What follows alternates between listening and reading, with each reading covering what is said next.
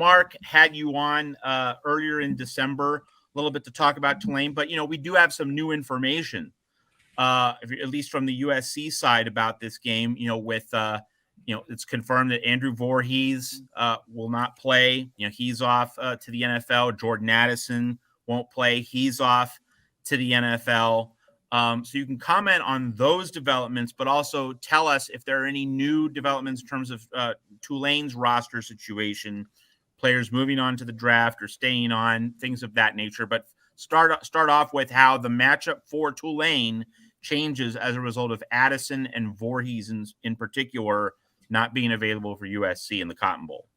Well, the absence of him is huge, but I do think that USC's receiving core still runs deep where they're going to be able to thrive offensively against Tulane even without him. I mean, you still have Mario Williams, Brendan Rice, 2 transfers that did a great job this year, and then Kyle Ford, who we saw some of in that Pac-12 championship game. So I think, and even Taj Washington, who got that game started in the scoring department. So I still think that you have a deep receiving core with a lot of the transfers I just mentioned in there, but Addison's the number one. That's the priority. And I think that missing him does definitely affect USC's offense, but I do think that their depth should be enough where I think that they'll still be able to survive against Tulane. This one, I think, is more of an offensive shootout. I'm not concerned about USC's offense in this game as much as I am as their defense. And can they hang with Tulane in that regard? And I know that Goforth is going to transfer, and that's going to be the main absence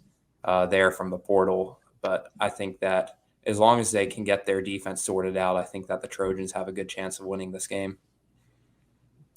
Any personnel developments from the Tulane side that we need to be aware of here in USCville?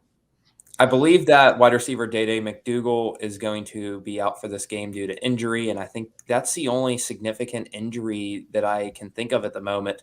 I know that Michael Pratt, the quarterback, and Sincere Haynesworth, a star All-AAC center, both announced their return for the 2023 season with Tulane and the new look AAC next year, so that's some roster development for this game. But this is such a big game for Tulane history and Tulane football that this is a game they're really amped up for. The guys are all going to play in this one. You won't see any opt-outs there for the draft, and they're a pretty healthy team going into this game too, which is really nice.